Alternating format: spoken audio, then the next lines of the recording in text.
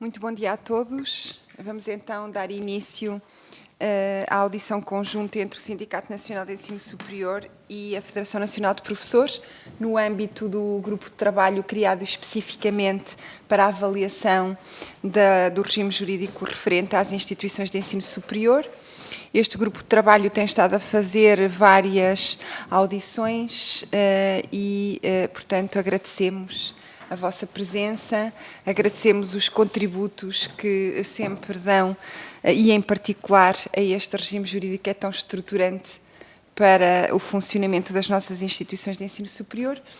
O funcionamento desta audição vai ser uma intervenção inicial do SNESUP 10 minutos, depois FENPROF 10 minutos, seguem-se as intervenções dos grupos parlamentares e no final terão novamente cada um mais 10 minutos. Por isso, dava já a palavra ao Sr. Professor José Moreira. Faça favor. Senhora Presidente, Senhora Coordenadora do Grupo de Trabalho, Senhoras Deputadas, Senhores Deputados, Senhores Assessores, muito bom dia.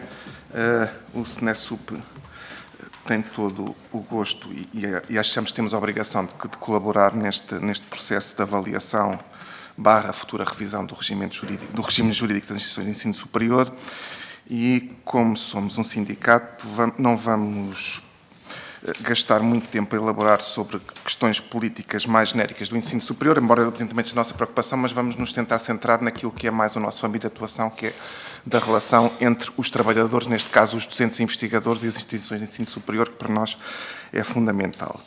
Começamos por enunciar que a nossa avaliação do RGES é bastante negativa, sobretudo no sentido em que o modelo, quer de governação, quer de definição das estratégias de atuação e desenvolvimento das instituições de ensino superior,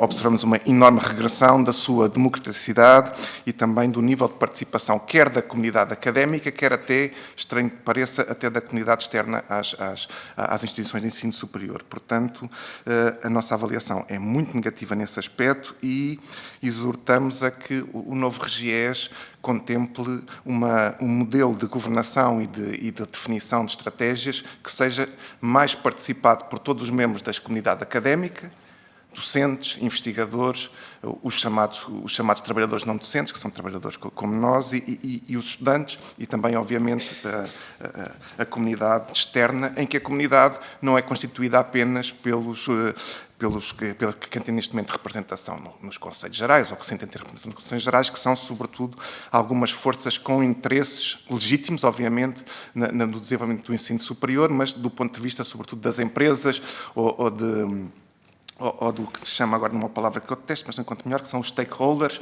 Portanto, é muito importante que há outros elementos da comunidade, como as pessoas que constituem a comunidade, portanto, as comunidades locais e até a comunidade nacional, e há outra. É preciso também que estas vozes sejam ouvidas quando se fala do ensino superior e da ciência em Portugal. E gostaria de dar aqui alguns tópicos que são emblemáticos, e o primeiro dos quais, que é fácil e parece haver algum consenso que precisa ser revisto, e é emblemático, que é o mecanismo de eleição do reitor ou do presidente, que é um mecanismo, nós contribuímos com um estudo que queremos ser científicos sobre as questões da participação, que todos os senhores e as senhoras deputados têm em vosso poder, e é óbvio que este modelo enferma de vários problemas. O primeiro é o colégio eleitoral extremamente reduzido. O segundo é que este tipo de colégios eleitorais extremamente reduzidos é propenso a quem deveria representar os diversos corpos, acaba por entrar numa legítima luta política e luta de interesses que acaba por definir quem é que são os dirigentes das instituições. Portanto, o nosso ponto de vista, que é mais ou menos coincidente com o da Comissão Nacional de Educação, é que seria que deveríamos ter A Comissão Nacional de Educação defende um colégio eleitoral mais alargado. O que nós defendemos é que seria um processo de votação direta, em que os diversos corpos tivessem os seus votos pesados para a eleição do reitor ou do presidente do Instituto Politécnico. Isto seria um sinal muito importante de todos os corpos sentirem que a sua participação e de cada eleitor sentir que diretamente está a escolher o dirigente da instituição. Por outro lado, também vemos que, com alguma apreensão o facto de os órgãos de poder serem muito unipessoais, de acordo com o atual regime. Portanto, há uma estrutura muito centrada nas pessoas que fazem parte do órgão, que constituem o órgão de poder, e não na participação da comunidade. Portanto, nós pensamos que revisitar o modelo dos senados, que já existiu, e melhorá-lo, seria também uma questão bastante importante. Não temos opinião fechada sobre a existência ou não do Conselho Geral, mas chamamos a atenção para o facto do Conselho Geral ser muitíssimo permeável a interesses legítimos, e, por outro lado, ter falhado seguramente na sua função, que é de ser um órgão escrutinador do que se passa, da atuação do presidente do Conselho, do Politécnico ou do reitor. Portanto, o que nós podemos observar é que, com raras exceções, esse poder escrutinador não existe. O que acontece é que estes órgãos, pela sua composição e que é pela sua estrutura, são basicamente, em vez de fazerem um escrutínio do que se está a passar, o que servem é para credibilizar ou para sancionar as políticas que estão a ser feitas dentro das instituições.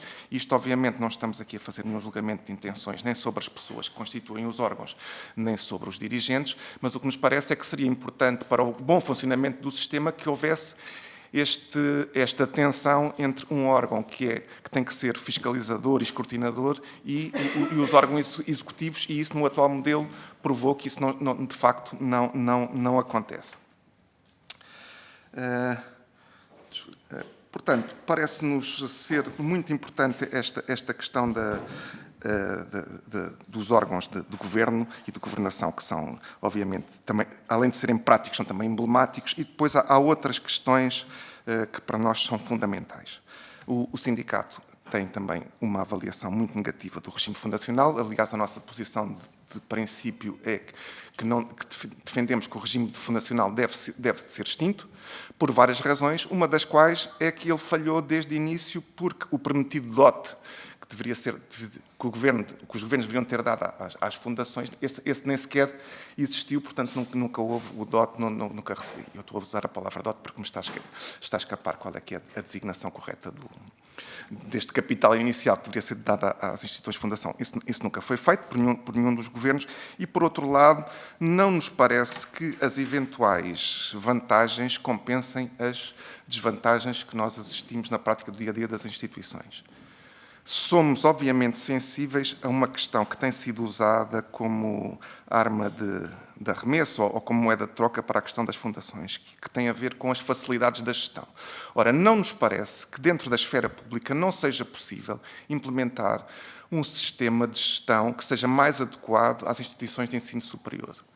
Um bocadinho na linha do que foi aqui defendido pela Universidade de Lisboa, em que só temos dúvidas quando a Universidade de Lisboa fala de instituições com regime de autonomia alargado. O que nós defendemos é que esse regime de autonomia alargado devia ser para todas as instituições de ensino superior, portanto, que creio que é o que se depreende da contribuição da Universidade de Lisboa, e parece-nos esse ser um bom princípio de governação, seria haver uma autonomia alargada para as instituições de ensino superior, também no campo da gestão e do controle de despesas, que convenhamos que é extremamente problemático para o funcionamento das instituições, porque, com o devido respeito para as restantes instituições do Estado, as instituições de ensino superior, pelas suas características próprias, têm que ser geridas de alguma maneira diferente, até porque eu creio que o problema não é o controle das despesas, não haver mecanismos de controle das despesas, nenhuma instituição se quer inibir esse sistema, mas será o sistema extremamente burocratizado leva a que se perca muitas centenas de milhares de euros em cada instituição, portanto, por ano perdem-se muitos milhões de euros com este sistema de compras que não funciona, ou de controle de despesas que não funciona. Não sei quanto tempo é que ainda tenho, estou quase a acabar. Portanto, esta para nós é uma questão fundamental. Por último, para termos depois tempo também para falarmos de mais algumas coisas. Parece-me, do ponto de vista das práticas dentro das instituições, também vemos com muito ceticismo a possibilidade de criação de instituições privadas sem fins lucrativos, que apenas são uma espécie de outsourcing e que, com danos ou com prejuízos para os seus trabalhadores, que são tratados de maneira diferente e não há nenhuma razão para que isto não esteja dentro da esfera da restante administração das instituições. Portanto, era preciso aqui criar um sistema mais transparente e mais claro, e obviamente que isto se conseguirá adaptando os mecanismos de gestão e de governação e de controle de despesa e de financiamento às particularidades das instituições de ensino superior, como deveria ser feito desde o início. Continuamos dizendo que não há no país instituições públicas que tenham mais precários do que uma das carreiras abrangidas pelas instituições de ensino superior, que são os investigadores. E isto tem muito a ver com este regime jurídico em que as instituições se escusam, algumas vezes, nós percebemos porquê, com os seus problemas de caráter financeiro ou de organização, para não fazerem contratos de trabalho dignos para estas pessoas, e obviamente também assistimos já a um grande incremento do número de docentes precários. Não estamos a falar aqui de docentes convidados, porque existe aqui alguma confusão que nos parece intencional entre um docente convidado e um docente precário. Quando estamos aqui a falar de docentes precários, estamos a falar de docentes que asseguram cadeiras e disciplinas normais, que não têm a ver com a ligação entre a academia e o mundo exterior, o mundo das empresas, o mundo do trabalho, o mundo artístico, mas que temos um alforje grande de pessoas que estão a assegurar funções correntes das instituições, a fazerem investigação, apesar de não serem pagos para o fazerem, e a participarem até na gestão, apesar de não ser isso que se espera. Portanto, e isto deriva muito do regime jurídico das instituições de ensino superior. Peço desculpa por ter ultrapassado o tempo. Muito obrigado. Muito obrigada. Pode usar da palavra, então, o Sr. Professor André Carmo. Sim, está suficientemente muito bem. Bom dia a todos e a todas. Portanto, a FENPROF fez digamos que o seu parecer, e eu vou utilizá-lo aqui como guião, colocando em evidência alguns dos seus aspectos mais relevantes. Estruturou em torno de três dimensões fundamentais. Por um lado, a questão da gestão e da forma como o RGES, do nosso ponto de vista, de alguma forma comprometeu a transparência, a colegialidade, a participação e a vitalidade democrática das instituições. Portanto, isto tem que ver com a nova gestão pública, entre outros aspectos que já irei aflorar. Para cada uma destas dimensões, nós apresentamos também algumas propostas que também farei questão de salientar. Segunda dimensão que nós abordamos, que nos parece relevante, é o caráter binário do sistema de ensino superior atual, relativamente ao qual nós somos contra, e temos uma proposta alternativa, que aliás temos vindo a apresentar desde há muito esta parte, e por fim, tudo o que tem que ver com a forma como o RGES possibilitou a proliferação de instituições privadas sem fins lucrativos, por um lado, e a criação das fundações públicas com regime de direito privado, que são fundações sem fundos, não é, do nosso ponto de vista. Uma nota prévia, já agora antes de avançar, nós fomos desde o início, desde antes do RGES entrar em vigor, em 2007, alertámos sempre para alguns dos problemas que agora se verificaram na prática concreta, envolvidos estes anos todos. Por outro lado, também saudamos, apesar de tudo, a iniciativa de se rever e avaliar o RGES, muito para além daquilo que estava estipulado na lei, não é? 5 anos depois da sua entrada em vigor, devia ter sido avaliado, passou mais de uma década e finalmente estamos nesse processo. Enfim, mais vale tarde do que nunca, diriam alguns. Indo então aos aspectos. O primeiro aspecto tem que ver com o governo das instituições.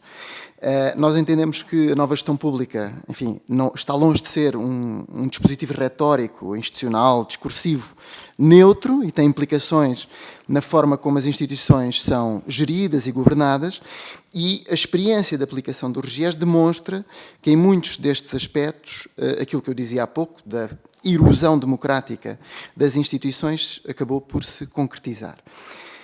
Alguns exemplos. Não é? A extinção do Senado, ou a sua redução a um órgão meramente consultivo, onde a maior parte dos lugares são ocupados por inerência e não por eleição, diretamente pela Academia, e, portanto, isto fragiliza, desde logo, a ligação e a representatividade das pessoas que integram este órgão.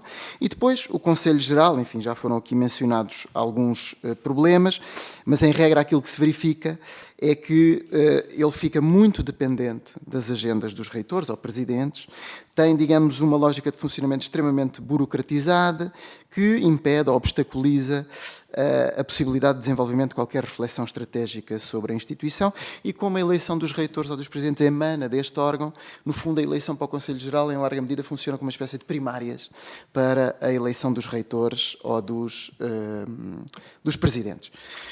Não nos surpreendeu por isso, ao ler o relatório da Comissão de Avaliação, que saiu em novembro, não é, do ano passado, que a dada altura se diga, e estou a citar, o RGES foi longe demais na eliminação da colegialidade.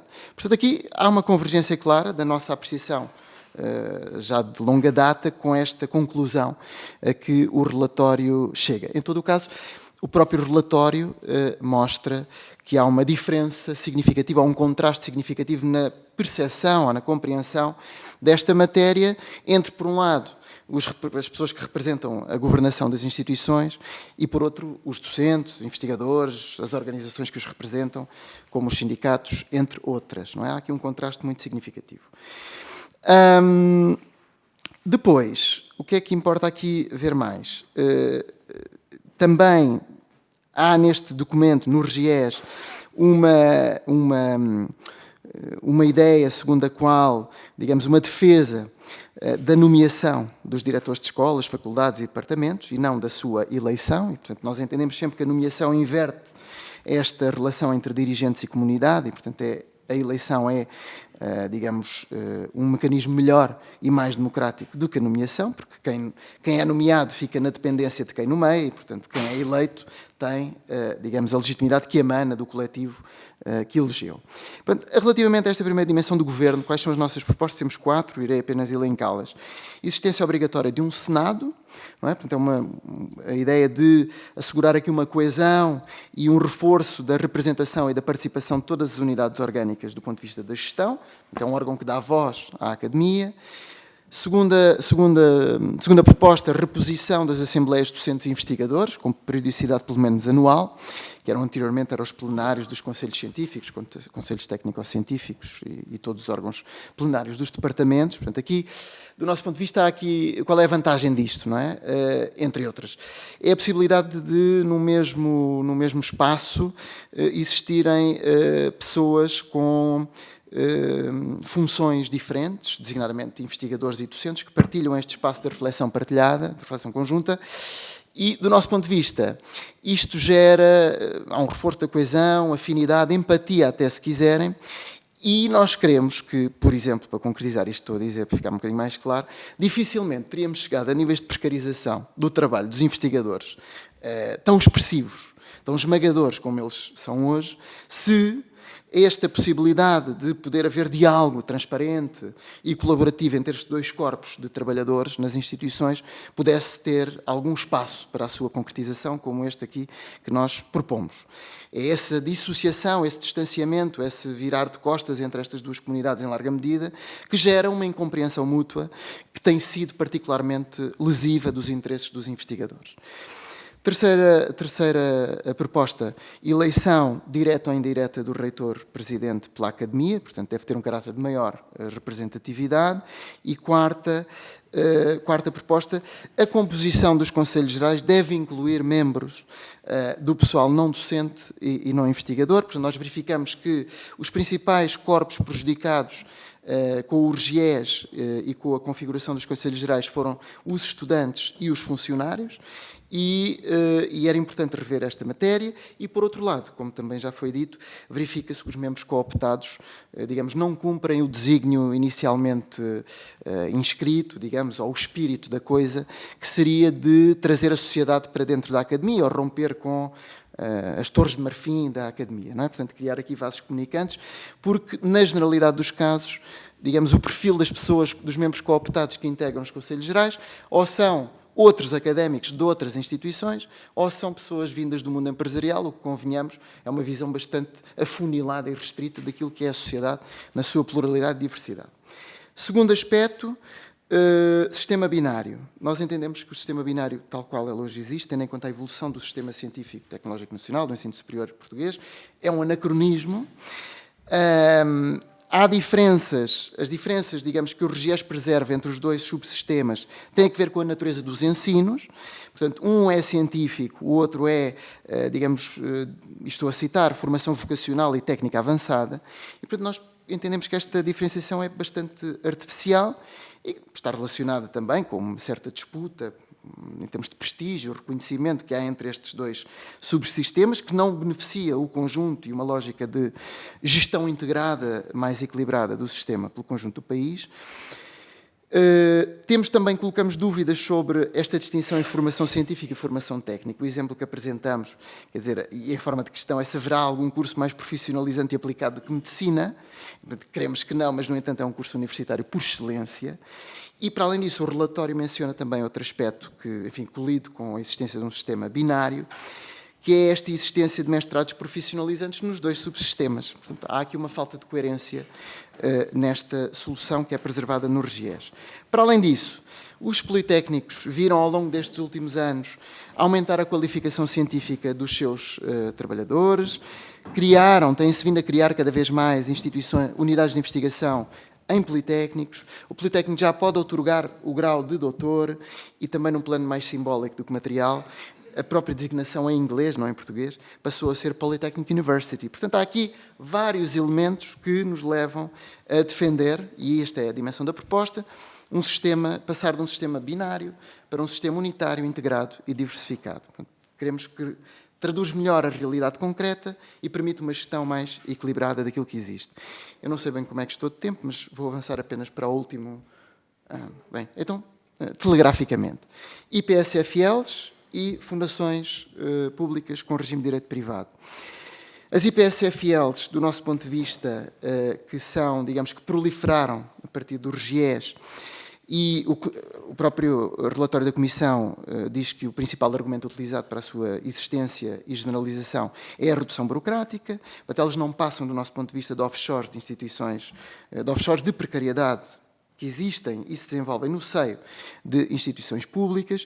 E a nossa proposta relativamente às IPSFLs, que é recentrar, digamos, o sistema na esfera pública e, ao mesmo tempo, combater a precariedade, é simples, não é? Digamos, simples de enunciar, se calhar mais difícil de concretizar, mas não impossível, que é reintegrar as IPSFLs nas IES que as participam e criando condições para que a desburocratização deixe de ser um exclusivo das IPSFLs e passe a ser uma característica generalizada do sistema. Fundações. Por fim, houve 4 argumentos que foram utilizados para legitimar o recurso e a criação às fundações. Eles incidiam sobre os domínios contabilístico, alienação de bens patrimoniais, aquisição de empréstimos bancários e o regime contratual pessoal mais flexível. Não vou elaborar, diria apenas o seguinte: destes 4 princípios, apenas um foi, digamos, concretizado. Justamente aquele que serviu para fragilizar as relações laborais, que é o regime contratual do pessoal. Portanto, a partir deste momento, nós passamos a ter uma grande discricionariedade nas contratações, aumentou a precarização e criou diferenças de tratamento entre trabalhadores da mesma instituição, porque uns continuaram contratados ao abrigo da Lei Geral de Trabalho em Funções Públicas, ao passo que os novos foram sendo contratados no contexto do Código de Trabalho. E, portanto, isto, e nas fundações não se contrata ninguém ao abrigo da Lei Geral de Trabalho em Funções Públicas, tudo via Código de Trabalho. Portanto, isto cria, este contraste, esta diferença, leva-nos a colocar algumas questões, não é? Porquê é que um contrato individual ao abrigo do Código de Trabalho é melhor do que um contrato público ao abrigo da Lei Geral de Trabalho em Funções Públicas? Será que as vantagens que existem na contratação pública, do ponto de vista do rigor, da exigência, podem ser, de alguma forma, aqui contornadas apenas pela celeridade, pela alegada celeridade do processo por via do setor do Código do Trabalho? Portanto, estas são questões que nós colocamos. Do nosso ponto de vista, houve aqui uma lógica de dividir para reinar, e que os principais prejudicados da existência das fundações sem fundos são justamente os trabalhadores. Uma última nota mesmo para terminar. Conselho de Curadores. Não conseguimos compreender porque é que membros externos à comunidade podem, digamos, ter uma ingerência tal ordem que definem, enfim, são responsáveis pela aprovação de estatutos, planos estratégicos de atividades, relatórios de atividades, quer dizer, há uma ingerência enorme de um corpo externo à academia. Portanto, a pergunta que se coloca, no caso das fundações, é, quer dizer, não serão as pessoas que fazem as instituições funcionar no seu cotidiano que estão mais capacitadas para a sua administração, a sua gestão e a compreensão e a resolução dos problemas, sem necessidade de um Conselho de Curadores externo, sobretudo se este reproduzir as mesmas perversidades, enfim, entre aspas, que nós verificamos existirem no Conselho Geral. Portanto, a nossa proposta relativamente a isto são 3. Combater o subfinanciamento crónico permite dotar efetivamente as instituições de autonomia, permite concretizar essa autonomia, revogar o regime fundacional, porque ele falhou em digamos, em todo o espectro de pressupostos, ele falhou, com exceção deste, que foi justamente aquele que foi prejudicial. E termino com a última, alterar também as regras da contabilidade para que, enfim, esta desburocratização possa ser generalizada à totalidade das instituições e não apenas, independentemente da sua natureza, aliás. Peço desculpa pela extensão. Obrigado. Muito obrigado. A senhora deputada Paula Santos, pelo PCP. Muito obrigada, Sra. Coordenadora. Eu queria também agradecer a todos os grupos parlamentares por permitirem fazer a intervenção neste momento. Cumprimento a FENPROF, o CENSUP, os seus dirigentes, e agradecemos também o conjunto de contributos e as reflexões que partilham connosco sobre o RGES. Eu gostaria de abordar três aspectos e depois um aspecto final. Um primeiro, a opção pelo regime fundacional. Aliás, eu creio que a posição do PCP relativamente ao RGES, ela é conhecida e nós opusemos a esta opção.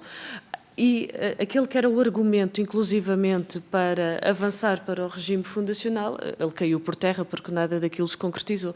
Aquilo que nós verificamos foi que há, de facto, um caminho e uma porta aberta para a ingerência nas instituições de ensino superior de interesses que não são os interesses públicos, que não são os interesses do desenvolvimento científico e tecnológico no nosso país, mas interesses particulares. E teve um outro aspecto, que foi também aqui agora referido, que levou inclusivamente ao ataque, vou utilizar esta expressão, ao ataque aos direitos dos trabalhadores destas instituições, com mais precariedade, com perda de direitos. E as questões de financiamento, bom, elas não foram resolvidas, continua a existir, aliás, também como já foi aqui referido, um subfinanciamento crónico que cria imensas dificuldades às instituições de ensino superior. A segunda questão é a perda de democraticidade. A verdade é que se registou e observa-se uma concentração de poder, uma menor participação dos diferentes corpos das instituições de ensino superior, quer dos estudantes, quer por parte dos trabalhadores e dos diferentes trabalhadores, e isso também é algo extremamente negativo, porque a participação democrática, a promoção da democraticidade das instituições instituições é algo que é de grande importância, inclusivamente para o seu desenvolvimento, mas o envolvimento de todos na tomada dessas opções. O terceiro aspecto prende-se com a precariedade. Aquilo que nós vemos hoje nas instituições de ensino superior é, de facto, mais vínculos precários e o recurso, aliás, até de uma forma abusiva, a figuras e que acabam por não contribuir para a vinculação desses, estamos a falar de professores do ensino superior, mas não só, dos investigadores, com aquilo que vemos no nosso país, e que isso, de facto, não dá, em primeiro lugar, segurança e confiança aos próprios, não permite ter a estabilidade para o desenvolvimento do seu trabalho, mas para as próprias instituições também é negativo, porque necessitam, de facto, ter um corpo de professores, de investigadores consolidado e que garanta, naturalmente, o desenvolvimento da própria instituição. Foi aqui colocada uma outra... E, portanto, nós consideramos que, naturalmente, é preciso erradicar a precariedade de todos no nosso país, mas centrando-nos agora aqui nas instituições de ensino superior. Um outro aspecto que foi aqui abordado, e essa é uma questão que nós temos vindo a colocar também e que se prende com esta discussão, sistema binário, sim ou não. Nós temos colocado como, do ponto de vista político, e aquilo que defendemos é um sistema unitário. E isto não coloca em causa as especificidades de cada uma das instituições de ensino superior, sejam aquelas que hoje sejam universitárias ou politécnicos, porque permite a cada uma delas poder se desenvolver e encontrar o caminho que considerar adequado para cada uma das instituições. Aquilo que permite também é pôr fim a um conjunto de desigualdades que persistem no financiamento, desigualdades que persistem inclusivamente no que diz respeito aos direitos dos trabalhadores e, portanto, era esta também uma questão que queria aqui colocar.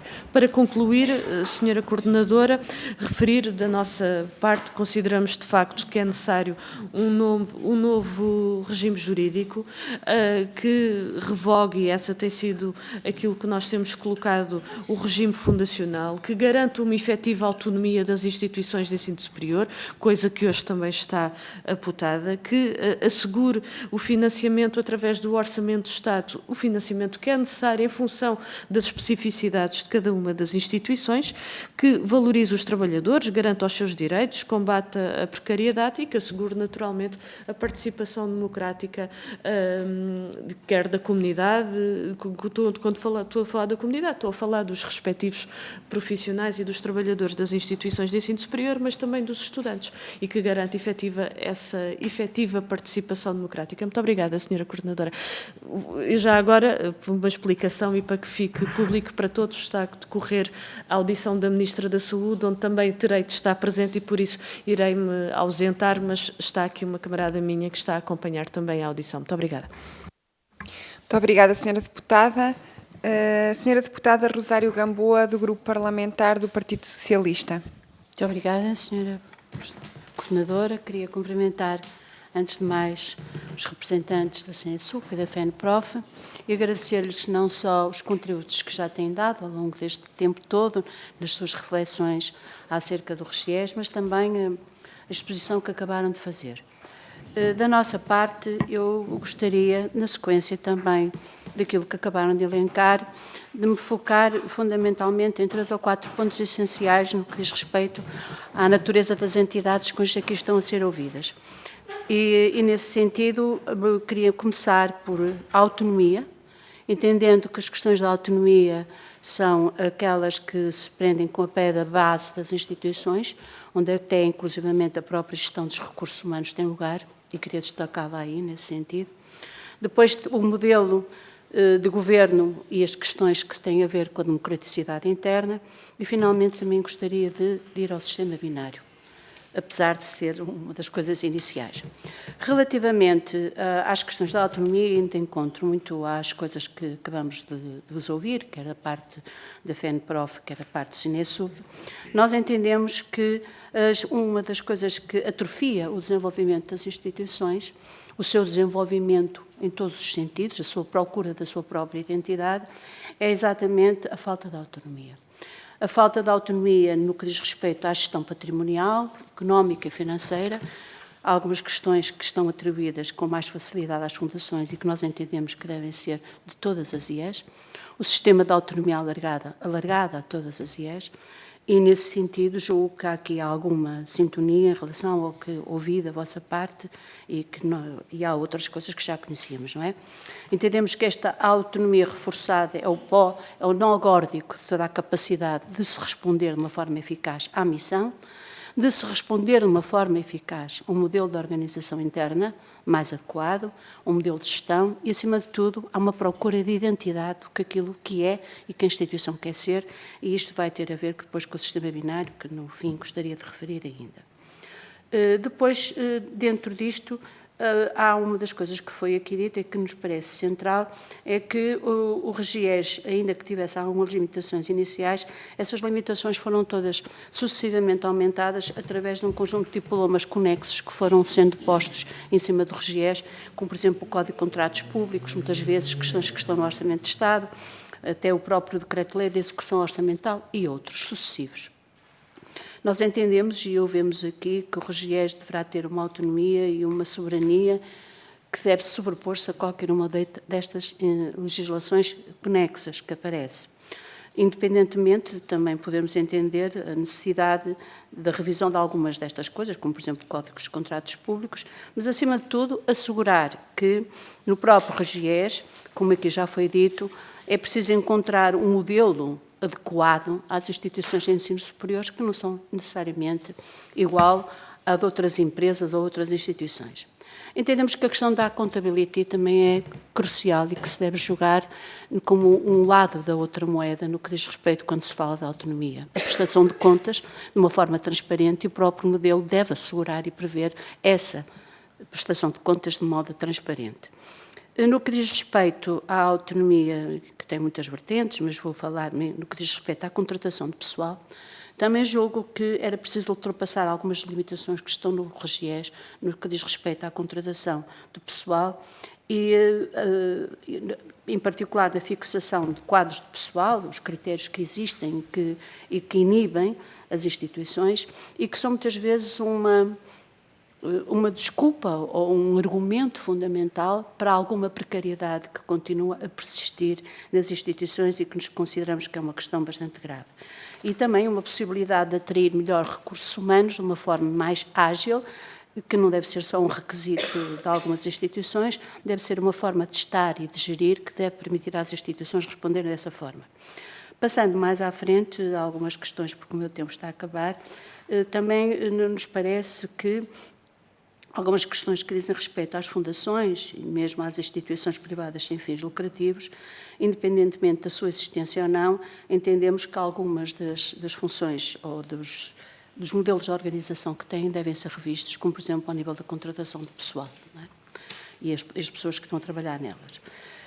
Também na questão do reforço da democraticidade interna, também entendemos, como aqui acabamos de ouvir, uma revisão não só do processo de eleição do reitor, através de uma composição mais alargada que teremos que precisar, mas também em relação ao próprio Conselho Geral, à agenda e às atribuições do Conselho Geral, que é extraordinariamente burocratizada e pesada, à sua própria composição, e dentro disto entendemos que também a democraticidade interna, como, por exemplo, as eleições dos diretores de escola ou dos órgãos das escolas, que deve estar preservada por um sistema eleitoral e não por um sistema de nomeação.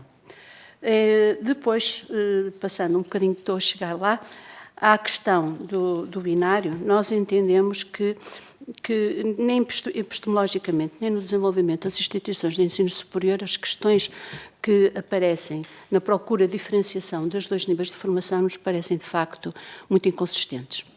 É difícil, epistemologicamente, de dizer onde é que começa a investigação fundamental e aplicada e se as universidades fazem só fundamental e não fazem aplicada, se os modelos formativos são só profissionalizantes ou não são só profissionalizantes, e esta confusão é bastante indistinta. Entendemos, ouvimos aqui uma proposta do Conselho Nacional de Educação que nos pareceu um caminho sensato, que era a possibilidade de passarmos para um sistema binário flexível. O que é este binário flexível? É entender que as instituições se podem situar conforme entenderem dentro de um modelo e evoluírem e posicionarem-se conforme entenderem. É, no fundo, diluir margens rígidas e permitir uma flexibilidade e uma identidade. Se tiverem tempo, eu gostava de os ouvir sobre isto tudo. Muito obrigada. Muito obrigada, Sra. Deputada. Sra. Deputada Ana Gabriela Cabilhas, pelo Grupo Parlamentar do PST. Muito obrigada, Sra. Presidente. Quero cumprimentar o SNESUP e a FENPROF, agradecer as exposições que fizeram, os pareceres e também o estudo que foi enviado. Creio que, como é do vosso conhecimento, o programa do Governo contempla a avaliação e a revisão dos instrumentos legislativos fundamentais ao ensino superior, como é o caso do RGES, mas também o Governo já avançou com a revisão do Estatuto da Carreira de Investigação Científica e pela sua importância e, no fundo, para queremos alcançar o maior consenso possível, o Governo reuniu com todos os grupos parlamentares e, portanto, também na discussão do RGES há a responsabilidade e o espírito de diálogo nesta casa, mas também no debate que se está a estender às diferentes academias por todo o país. E por isso a minha primeira pergunta era, em paralelo com a revisão do RGES, e sabendo que foi apresentada também uma proposta do Estatuto da Carreira de Investigação Científica, que outros diplomas e instrumentos legislativos fundamentais ao ensino superior são necessários serem revisitados. Começando também pelos órgãos de governo, pelo modelo de governação, e de facto o estudo do SNESUP mostra uma tendência na diminuição da participação eleitoral que nos preocupa e merece atenção. No fundo, perguntar-vos como salvaguardar o equilíbrio entre a democraticidade e o pluralismo, que é essencial à vida interna das nossas instituições, mas também a garantia de eficácia na tomada de decisão pelos órgãos e pelos poderes de gestão. No que diz respeito à eleição dos reitores, demonstraram aqui a necessidade de alargar a base eleitoral, um processo mais aberto, mais participado, e questiono-vos também relativamente à limitação de mandatos, se tem alguma posição. No que diz respeito aos conselhos gerais, também nos parece que uma das fases mais visíveis continua a ser a eleição do reitor, e ficando para trás o escrutínio, a ação fiscalizadora, mas também o papel de estratégia e de desenvolvimento das instituições pela voz do Conselho Geral. E no que diz respeito à importância dos membros externos, no fundo o que eu vos queria perguntar é se não consideram que o argumento da necessidade da abertura do ensino superior à sociedade, aos elementos da comunidade, como aqui foram referidos, se não se mantém válido aos dias de hoje e se não reconhecem a importância do papel dos membros externos. Portanto, dizer que ao nível do modelo de governação, de facto, precisamos de mais participação nas nossas universidades e nos nossos politécnicos. Ao nível da autonomia do regime fundacional, o nosso Ministro é um acérrimo defensor do grau de autonomia.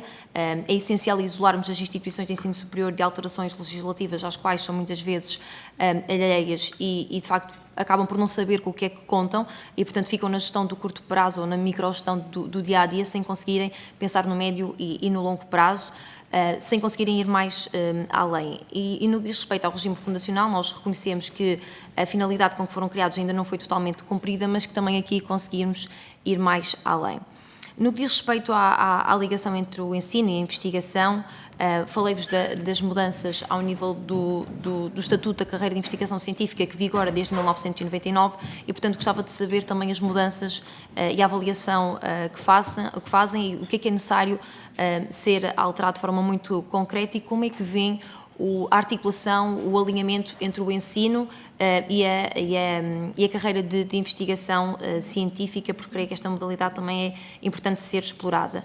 Também o estudo ressalva a preocupação com o envelhecimento do corpo docente e sobre a falta de rejuvenescimento e referem na última década que o número de docentes abaixo dos 39 anos passou de cerca de 34% para 21% e, portanto, gostava também que tivessem uma palavra no que diz respeito à atratividade para a carreira docente e, portanto, conseguimos, de facto, dar a volta a esta falta de rejuvenescimento. Gostava também de vos ouvir sobre o combate à endogamia académica e à importância da mobilidade académica e sobre a dimensão europeia Europeia e nacional, uma vez que o relatório Leita da Comissão Europeia nos propõe uma quinta liberdade, como é que o RGES pode incentivar uma participação mais ativa e mais alargada no espaço, neste espaço comum, na nossa capacidade de interação em consórcios europeus, em alianças europeias, nas parcerias internacionais e, por fim, perguntar-vos o que é que o RGES deve salvaguardar que esteja adquirido e que seja indispensável ao funcionamento do ensino superior. Muito obrigada.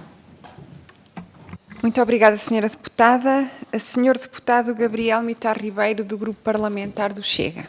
Obrigado. Saúde a Sra. Deputada Coordenadora deste Grupo de Trabalho, as senhoras deputadas e demais presentes, e uma saudação especial à SNESUP, na pessoa do professor André Moreira, e à FENPROF, na pessoa do professor André Carmo.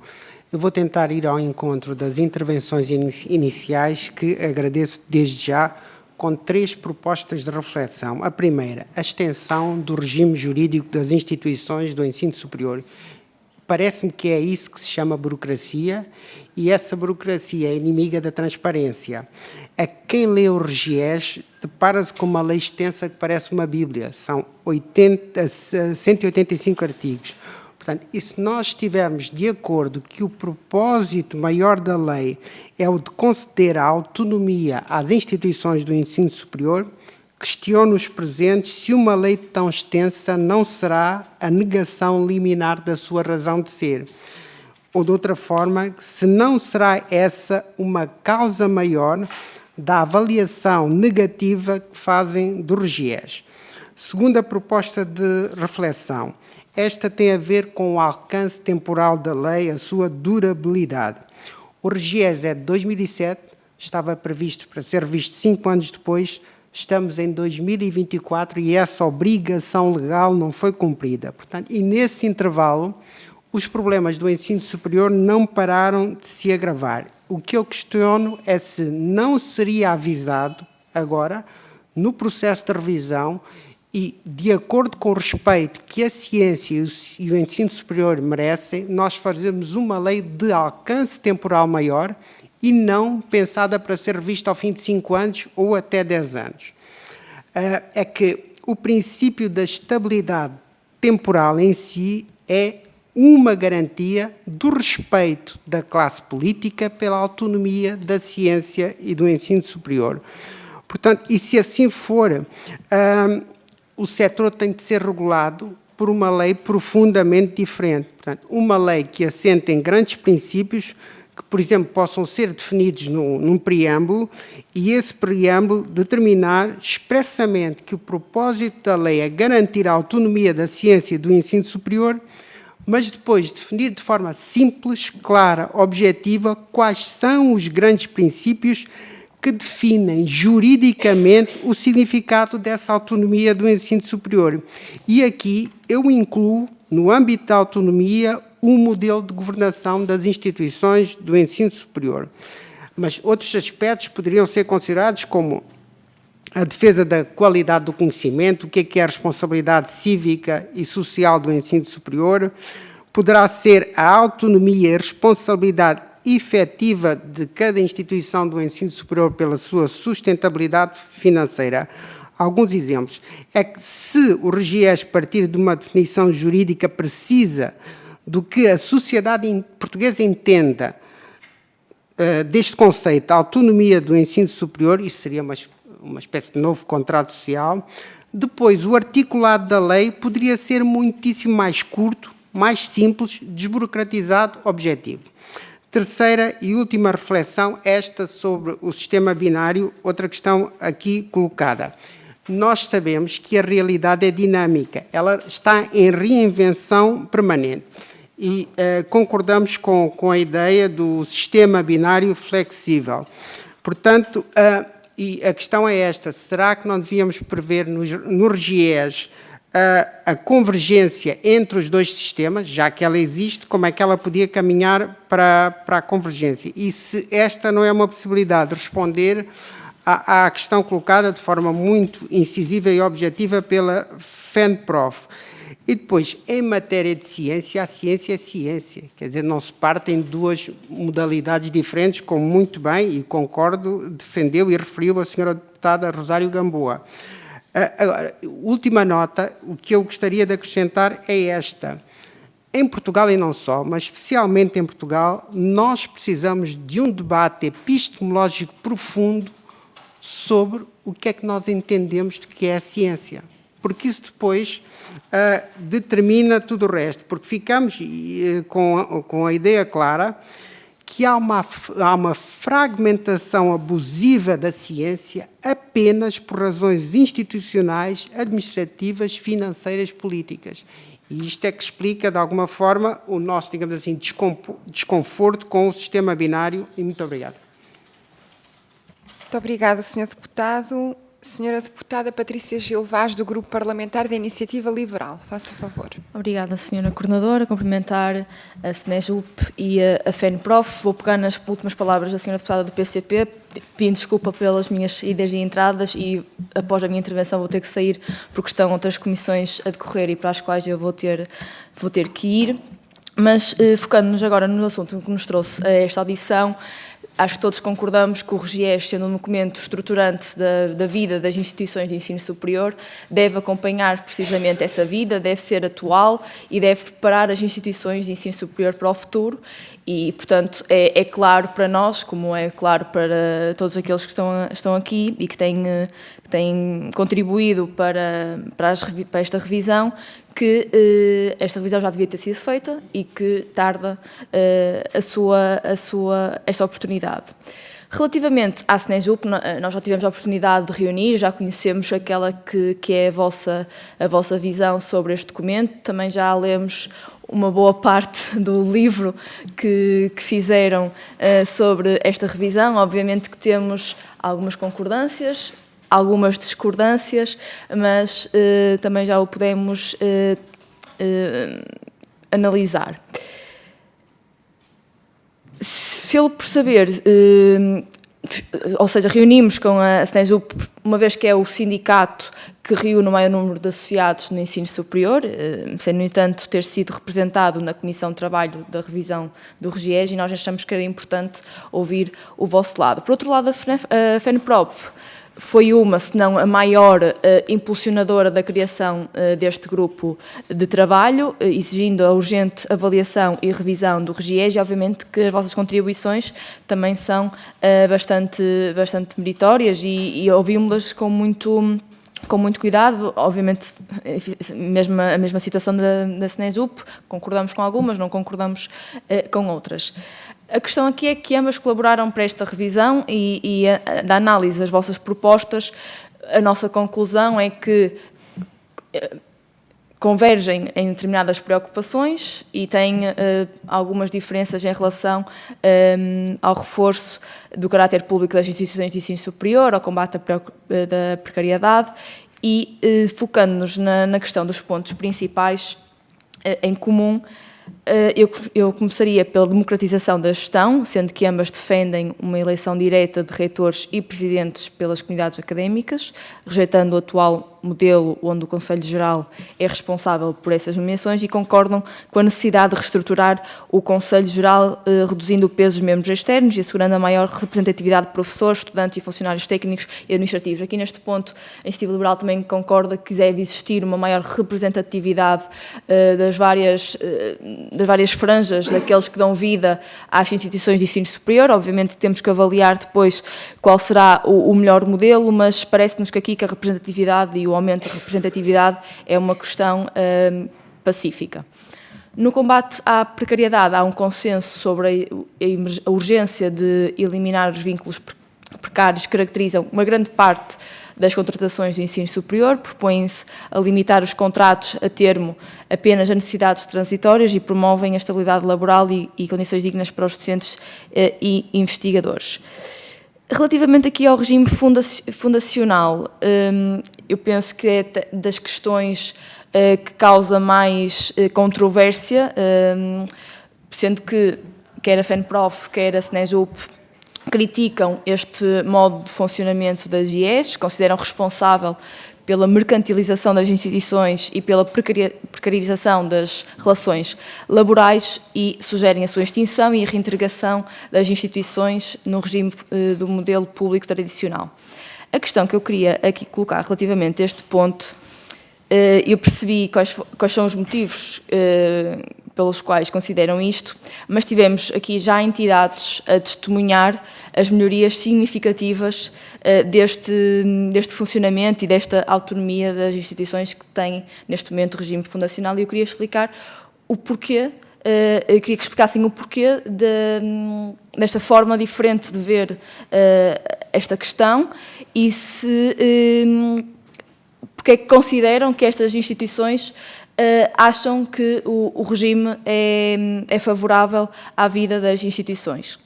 Relativamente à transparência e prestação de contas, ambos concordam com a necessidade de maior transparência nos processos de gestão e propõem sistemas mais estruturados de supervisão. Obviamente que a Iniciativa Liberal está de acordo com esta questão da transparência. E, não obstante estes pontos em comum, também apresentam algumas abordagens mais específicas e diferenciadas para diversos pontos, nomeadamente as estruturas de participação, sendo que a FENPROF propõe uma criação obrigatória de senados, o SNESUP foca-se na redefinição de competências, e eu gostaria de ouvir ambas relativamente ao modelo de organização e funcionamento das estruturas de participação. Relativamente aos centros de investigação, queria perceber da parte da SNESUP qual é o vosso posicionamento e as medidas relativamente aos centros de investigação. Na atualização de carreiras, queria perceber da parte da FENPROF qual é a posição relativamente aos docentes das instituições privadas, que se têm revelado invisíveis nas suas intervenções, nas quais representam 21% do corpo docente total do ensino superior. E, por último, no que se refere ao financiamento, queria perceber qual é a vossa visão sobre o financiamento do ensino superior e qual é o modelo em que modelo deve assentar este mesmo financiamento. Obrigada e, como disse, vou ter que me ausentar. Obrigada. Muito obrigada, Sra. Deputada. Tem aqui uma série de perguntas. Sei que é um exercício difícil pelo tempo limitado que têm, mas vamos tentar. Por isso, Sr. Professor José Moreira, por favor. Ora, eu peço um bocadinho de latitude, não no tempo, mas na resposta. Nós não vamos, obviamente, ter capacidade de responder claramente a todas as perguntas. De qualquer maneira, aproveitando para saudar, que não fiz no início, o facto do Parlamento e deste grupo de trabalho ter sido criado, para nós é muitíssimo importante que o Parlamento e as diversas forças políticas reflitam sobre a questão do RGES, porque ele é, de facto, estruturante, limitante, todas essas coisas que foram aqui ditas, e só queria deixar aqui uma nota, é que o diabo está sempre nos pequenos pormenores e nunca nas linhas gerais dos textos, como os senhores e as senhoras deputadas também sabem. De todos os modos, só dizer que nós estamos absolutamente disponíveis para dialogar diretamente com todos os grupos parlamentares, e algumas das questões que não sejamos capazes daqui de responder, estamos obviamente abertos a falar com todos os grupos, e acho que isso pode ser proveitoso para ambos os lados. Eu não vou responder eu diretamente às perguntas, queria só deixar-vos aqui apresentar os meus colegas. Isto é também simbólico de quem nós representamos, portanto, além de estou neste momento presidente por acidente, é uma maneira de dizer, mas sou da Universidade do Algarve, portanto sou do sistema universitário, sou da Universidade do Algarve. Aqui o Paulo Teixeira é do IPCA, que é da Politécnica, é uma instituição fundação. A minha colega Ana Luísa Pires é do Instituto Politécnico de Setúbal e o Romeu Videira é investigador na Universidade do Porto, numa instituição privada sem fins lucrativos. E eu passava de imediato a palavra ao Romeu Videira, e depois os meus colegas poderão também dar algumas achegas em relação a algumas das questões que foram aqui levantadas, pedindo desculpa por não sermos capazes de responder, obviamente, a todas. Eu também apresento as minhas desculpas pelo atraso, mas quase demorava tanto tempo a chegar da estação aqui, como do Porto até Lisboa. Mas, relativamente a isso, penso que, com o processo de avaliação que ocorreu, cumpre-se o artigo 185. Pelo que a Assembleia da República terá que decidir se vai alterar ou se não vai alterar o atual regime jurídico. Fico satisfeito por perceber que os vários grupos parlamentares pretendem promover alterações no regime jurídico das instituições, pelo que nós achamos isso bastante positivo. Também queria salientar que há vários problemas relativamente àquilo que são o foco e toda a gente concordou aparentemente, ou é unânime, que há problemas no sentido da governação, mas para que sentido é que se quer levar? A posição do SNESUP é muito clara, e é muito clara, vou retratar aqui com 2 exemplos. Este regime jurídico foi criado para alicerçar o poder de decisão. O meu colega aqui explicou muito bem do sindicato do lado, em que áreas, mas há uma área que é muito importante, que é naquela onde todos nós trabalhamos. Nós recebemos imensas queixas e chegámos a receber uma queixa de um colega que solicitou se era possível criarmos um estatuto de escusa de responsabilidade, como têm os médicos, porque, apesar da instituição ter dinheiro do projeto em que ele era titular, para uma compra de um qualquer material estava há mais de 6 meses à espera. E para a contratação de um recurso humano, cujo dinheiro também já estava, não é por problemas de cabimentação orçamental, estava há 9 meses. Isto até ocorreu numa fundação, não importa dizer o quê. A minha pergunta é esta agilidade que nós pretendemos no poder de decisão? Ou é a agilidade do poder de decisão que este regime jurídico veio permitir, por exemplo, em muitos aspectos daquilo que é a regulamentação do dia-a-dia das instituições ser feita por regulamentos?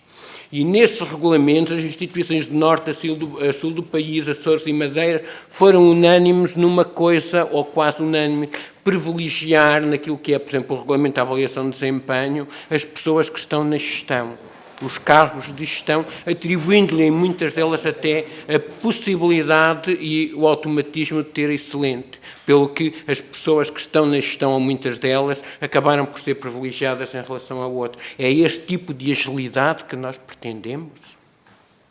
O SNESUP diz não. Há um outro aspecto também que foi aqui muito focado, é a questão da autonomia. Nós somos a favor da autonomia, dos vários níveis de autonomia, e não há autonomia sem um financiamento programado a longo prazo.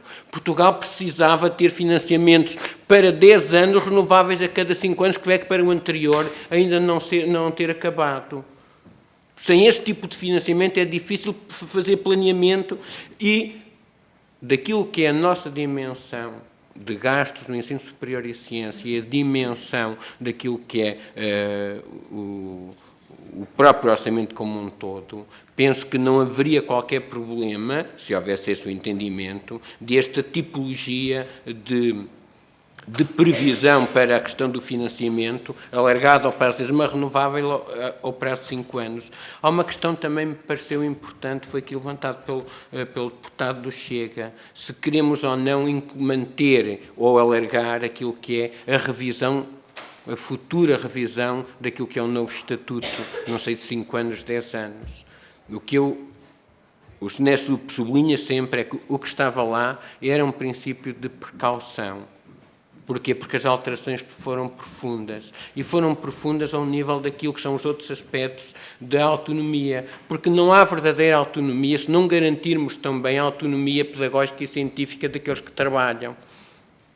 Não é só a questão financeira que está em causa. E também não há... Nós temos apelo que, de facto, como foi dito pelo Sr. Deputado do Partido Socialista, que...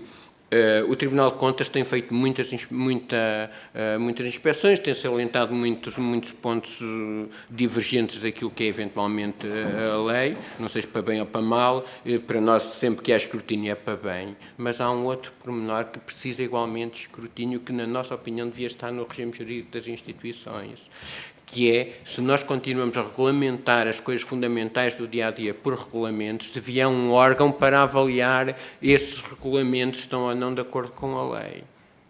Porque em muitos deles os sindicatos têm que ser ouvidos, mas têm que ser ouvidos, não é obrigatória a negociação. Portanto, nós dizermos que determinadas coisas que estão lá, que virtualmente são abusivas do próprio regulamento, não chega.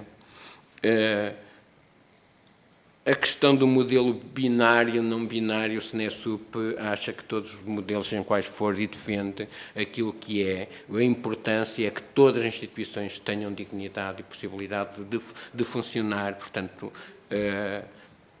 penso que para nós será uma questão secundária, tal como é secundário o nome. O prestígio não vem do nome, já o dissemos aqui várias vezes, mas defendemos, obviamente, a necessidade de todas as instituições que temos, independentemente disso. Ou seja, não temos ensino superior a mais, isso defendemos e defendemos que tenham dignidade. Alertamos para o facto de, se pretenderem uma convergência para um modelo único, isso exige alterações também, muitos outros diplomas para além do próprio, incluindo nos estatutos. Salientava, porque nós também não vou dizer mais nada, o que me preocupa também é aquilo que é a governação em si do dia-a-dia. Não podemos ter um regime jurídico como o atual, em que as pessoas, muitas das pessoas que trabalham nas instituições, investigadores e docentes, pessoas com mais alto grau que no país existe, tenham medo de opinar sobre a ideia que têm para as instituições. Portanto, eu, por mim...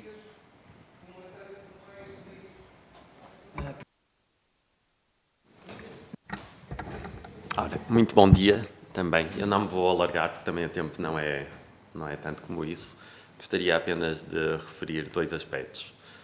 E não, como disse o meu colega, nós recebemos agora questões muito interessantes, teríamos muito gosto em responder-lhes, mas não temos agora o tempo necessário para isso, estamos disponíveis para falar quando assim entenderem.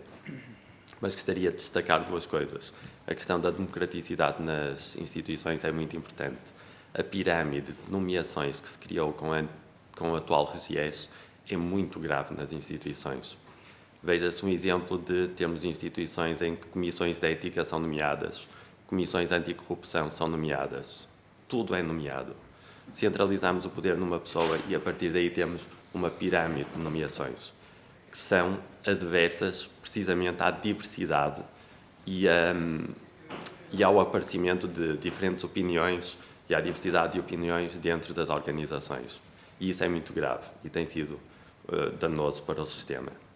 Outra coisa que me parece importante destacar, e que por acaso foi uma observação aqui do colega Romeu que ele não fez, que eu gostaria de deixar, é que certamente esta Comissão já ouviu outras entidades, mas eu perguntaria o que é que, se ouvissem o governo da Venezuela, por exemplo, a título de exemplo, o que é que ele diria acerca do modelo de governação dos países. Pronto, e deixo apenas essa questão. É natural que, ao ouvirmos determinadas entidades, elas estejam, de alguma forma, condicionadas pelos cargos que exercem. Pronto, é apenas isso. E muito obrigado. Sim, Paulo, vou virar aqui o microfone. Bom dia a todos, muito obrigada. Eu penso que os meus colegas já disseram o mais importante, já referiram os aspectos estruturantes. Eu só gostaria, para além de reforçar esta necessidade de revisão profunda do RGES, que já vem tarde, muito tarde, faz 50 anos que tivemos o 25 de Abril, e falta, digamos que a fragilidade da gestão da democracia nas nossas instituições é muitíssimo grande. Parece até um paradoxo como é que as instituições de ensino superior, que têm, de facto, um papel estruturante no desenvolvimento dos valores democráticos dos seus jovens, dos seus cidadãos, e são instituições onde, efetivamente, nós vemos que, através deste modelo de gestão, que favorece, e já falámos aqui, os meus colegas já referiram, por exemplo, a questão da precariedade, os níveis de precarização dos docentes e dos investigadores no ensino superior, que faz com que eles próprios não consigam participar na gestão dessas mesmas organizações. Como o colega Romeu referiu, muitas das pessoas que estão em situação de precariedade não têm voz, certo? E isto é gravíssimo. Por outro lado, há um afastamento muito grande por parte dos estudantes na participação da vida das instituições.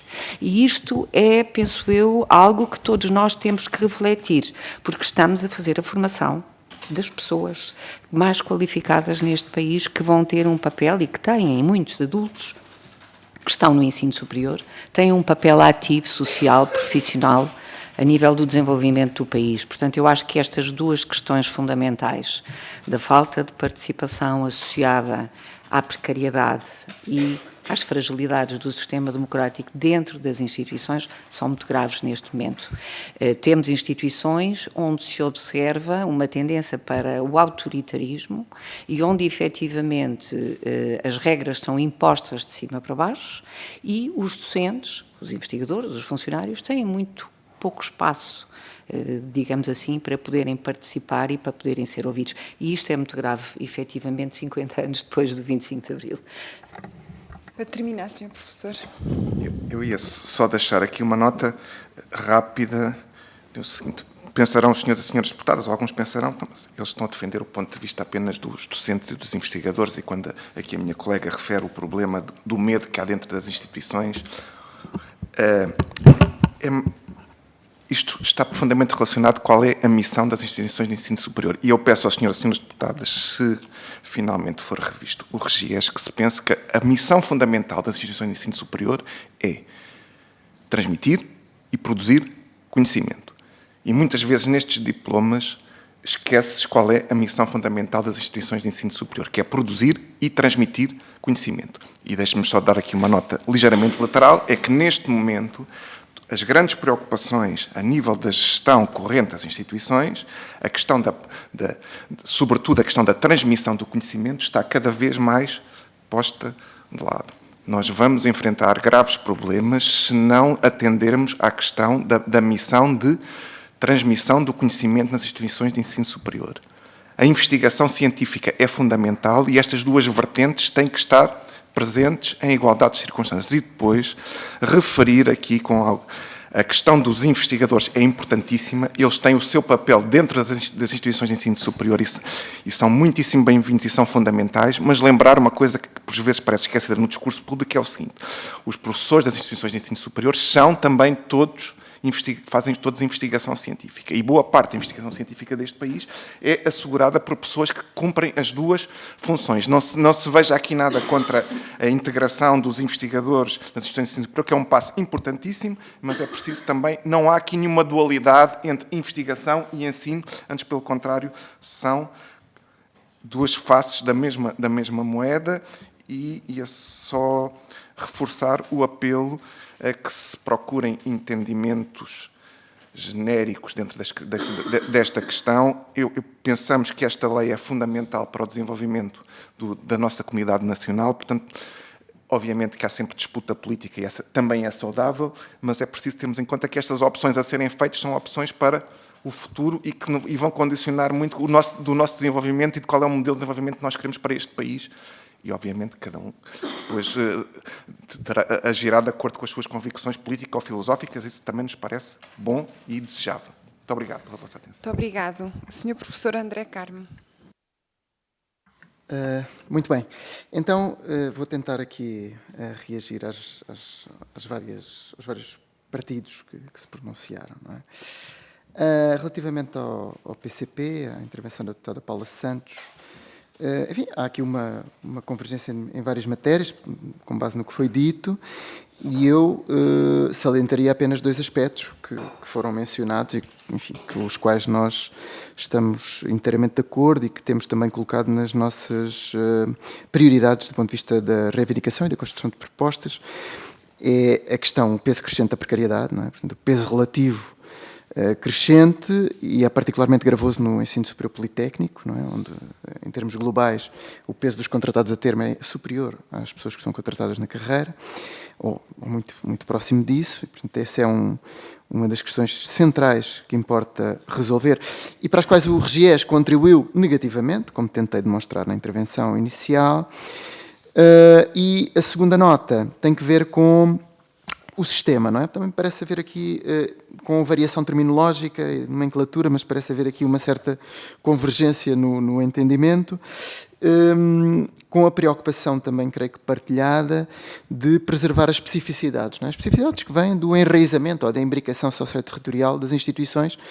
E eu creio também aqui, não estou aqui a fazer nenhum elogio rasgado ao sistema politécnico, mas enfim, também por lá passei, mas também deste ponto de vista da coesão territorial, é importante destacar o papel fundamental do subsistema, ainda subsistema politécnico, pela sua distribuição no território, pelo papel de fixação de estudantes, muitos deles até alguns politécnicos com experiências muito sucesso na atração de estudantes internacionais, que revitalizam o interior, em particular, do nosso país, que tem problemas graves de despovoamento, como também saberão. Pronto, relativamente à primeira intervenção do PCP, era isto que tinha para dizer. Relativamente à deputada Rosário Gamboa, do PS, que colocou a tónica em 3 aspectos. A questão da criação, da necessidade de criação da autonomia reforçada, enfim, isto é indissociável da lógica de contrariar o subfinanciamento, não é? Porque num quadro de subfinanciamento, para que serve a autonomia? Não é? E aquilo que nós vimos, não é? Eu tenho uma resposta, parcelar incompleta, mas uma tentativa de resposta. A autonomia tem servido para, por exemplo, no PREVPAP, ou no caso do Decreto-Lei 57, é muito comum as instituições de ensino superior recorrerem à autonomia para, num caso, PREVPAP, rejeitar a regularização de trabalhadores precários e, no caso do DL 57, do tal pacote de estímulo ao emprego científico, obstaculizar, por exemplo, a abertura dos concursos ou fazê-lo em termos que são lesivos dos interesses das pessoas que deviam legitimar a sua abertura nos termos da lei. E, portanto, num quadro de subfinanciamento, a autonomia tem tido estas consequências perversas. E também, durante os últimos anos, e continua agora, temos esta espécie de número cabalístico ou mirífico dos 3% de investimento em ID, 3% do PIB. Estamos ainda muito longe disto, não damos passos consequentes e seguros nesta direção, e 2030 é já aí ao virar da esquina e enfim, estamos cá para ver onde é que nós chegamos. Flexibilidade, não é? Foi também mencionado como um dos aspectos. Enfim, quer dizer, a flexibilidade, não é? No sentido da desburocratização, creio que há aqui também um acordo genérico. Mas é preciso também ter em conta, e eu creio que o resultado material da aplicação do RGES vai neste sentido, que a flexibilidade é uma das traves mestras, não é, do discurso da nova gestão pública, uma certa institucionalização do neoliberalismo. A flexibilidade, num certo sentido, e isso manifesta-se no campo laboral, como eu tentei demonstrar. Portanto, se for esta a leitura, seguramente que não acompanhamos a necessidade de maior flexibilidade. Se for a leitura da desburocratização, da simplificação dos processos, aí, evidentemente, estamos todos de acordo, mas importava aqui colocar, ou voltar, ou reiterar esta ideia de que o RGES falhou em toda a linha, nos pressupostos. O RGES não, o regime fundacional, portanto a flexibilidade associada ao regime fundacional falhou em toda a linha, exceto no que diz respeito às questões dos direitos laborais. Aí funcionou bem, no sentido negativo e contrário aos interesses legítimos e às aspirações dos trabalhadores e aos seus direitos, e portanto o que era importante fazer era olhar para o quadro de legislação, quadro jurídico existente no âmbito público, na esfera pública, e alterá-lo cirurgicamente onde ele tenha de ser alterado para possibilitar uma gestão mais ágil, sem sacrificar os direitos dos trabalhadores.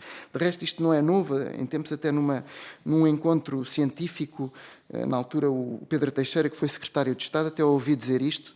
Depois, pronto, a coisa avançou pouco enquanto teve responsabilidades governativas, mas ouviu dizer isto numa sessão pública, promovida pelo ministro, então, Manuel Leitor. Mais democracia nas eleições dos reitores, conselhos gerais, privilegiar o sistema eleitoral e não de nomeação, acordo total. A questão do sistema binário flexível, enfim, aqui eu creio que há esta variação da nomenclatura, mas o espírito é este, é que houve sobretudo um desenvolvimento muito expressivo do subsistema politécnico, que faz com que a distinção entre os dois subsistemas pareça, aos dias de hoje, bastante artificial. Portanto, eu creio que esta é a leitura que podemos daqui retirar. Passando para a deputada Gabriela Cabilhas, do PSD. Antes aqui tentei tomar nota, e aqui vi as dificuldades de vir sozinho aqui a uma comissão. Enfim, tive aqui uma dificuldade, mas vou tentar reagir. A primeira coisa, enfim, é certo que o Governo avançou com várias matérias, e nós andamos há muito tempo a pedir uma reunião com o Sr. Ministro sem sucesso. Não há muito tempo o Secretário-Geral da FENPROF entregou em mãos um novo pedido para reunir. Continuamos a aguardar. Eu reitero aqui o pedido, de viva voz, para que nós possamos reunir para discutir o vasto conjunto de matérias que está em cima da mesa. Setor particular e cooperativo. Há 20 anos que está a marinar a regulamentação deste setor e, portanto, nós agora já ao meio-dia vamos ter uma reunião com o PS sobre esta matéria e, portanto, seria bom que nesta legislatura nós pudéssemos finalmente concretizar algo em torno disto, porque algumas das reservas e dos receios que nós temos relativamente ao regime fundacional, não é? Nesta trajetória privatizadora, ou este impulso privatizador que ela significa, encontram já uma expressão bastante concreta e material no setor privado, no setor particular e cooperativo, no privado, onde, digamos que, do ponto de vista do ambiente laboral, do plano dos direitos dos trabalhadores, a situação é bastante, tem níveis de degradação bastante acentuados. Portanto, é uma espécie de retrato daquilo que poderia vir a ser uma generalização de um regime fundacional, para onde não queremos caminhar seguramente. Democracia e eficácia. Não é? Quando supesamos estas duas coisas, eu creio que devemos privilegiar sempre a democracia. Nas mais das vezes, aliás, a eficácia foi sempre utilizada para sacrificar a democracia, erradamente, do nosso ponto de vista. Depois, eleições, alargamento da representatividade. Bem, eu nem estou aqui a perceber esta minha nota, mas peço desculpa por isso. Membros externos. Sim, mas não assim. Não é? Sim, mas. E eu tentei explicar isso. O perfil que tem sido dos membros cooptados. O perfil dos membros cooptados não traduz a pluralidade e a riqueza que a sociedade tem para oferecer às instituições e, portanto, reproduz uma certa visão afunilada, enviesada, que nos parece bastante redutora e devia ser corrigida. A questão da autonomia, já disse, sem financiamento o que é que se faz? Tentei mostrar um pouco aquilo que se tem feito sem esse financiamento. E, a dada altura, a senhora deputada diz fundações, não foi cumprido, mas é preciso ir mais além. Mas, quer dizer, eu tentei demonstrar que dos 4 pressupostos, 3 falharam, por um conjunto de regras que não tive a oportunidade de explanar e não terei, mas onde foi mais longe do que devia foi na questão do ataque aos direitos laborais, ou da discricionariedade que introduziu nesta matéria. E, portanto, eu creio que aqui seria bom que não fosse mais além. Aliás, esse é o ponto. Envelhecimento é um problema nacional, sobre-representado no ensino superior, seguramente, mas, enfim, isso é outro debate que não há aqui tempo. Endogamia é um dos grandes problemas do ensino superior em Portugal. Um relatório de alguns anos atrás, feito pela DGEC, mostrava níveis de 99% de endogamia na Faculdade de Direito da Universidade de Lisboa, 95% da Faculdade de Direito da Universidade de Coimbra. Portanto, isto depois gera uma série de lógicas que são pouco favoráveis a um funcionamento democrático e a uma renovação dos quadros e um certo cosmopolitismo que as instituições de ensino superior devem prezar. Consórcios europeus, parcerias. Também é um sim, mas, não é? Porque qual é a questão aqui? É que no ensino superior hoje a vida concreta dos académicos é feita de exigências crescentes. Mas o tempo não aumenta, nem dilata. E, portanto, estas exigências são feitas sempre com sacrifício, e isso há muitos estudos que o mostram, têm sido feitos com sacrifício da saúde física e mental dos académicos, em larga medida.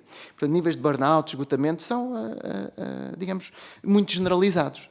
Se esta lógica de ensinos transnacionais, que é positiva, ou pode ser positiva, se também tiver consequências deste ponto de vista, sem que haja um retorno em termos de desenvolvimento de carreiras, em termos de remunerações, há uma perda de poder de compra de 20% a 30% nas últimas 2 décadas no ensino superior e no ensino e na investigação. Se não houver um retorno desse ponto de vista e não se ficarem devidamente acauteladas a conciliação entre os interesses dos trabalhadores e das instituições, enfim, isto pode ser mais uma tarefa na to-do list que é interminável que todos temos. Passando para o deputado do Chega. Extensão do RGES. Bem, eu não sou jurista e as questões tiveram um bocadinho esse pendor. Portanto, se a extensão do RGES é inimiga da transparência e tal. Enfim, quer dizer, não sou jurista, não é? Mas eu diria, a nossa Constituição também é bastante extensa e, portanto, não é por isso que nós deixamos de nos rever, pelo menos a maior parte de nós, nos rever nela e considerar que o problema é que muito do que lá está fica por cumprir ou é demasiadamente torpedeado.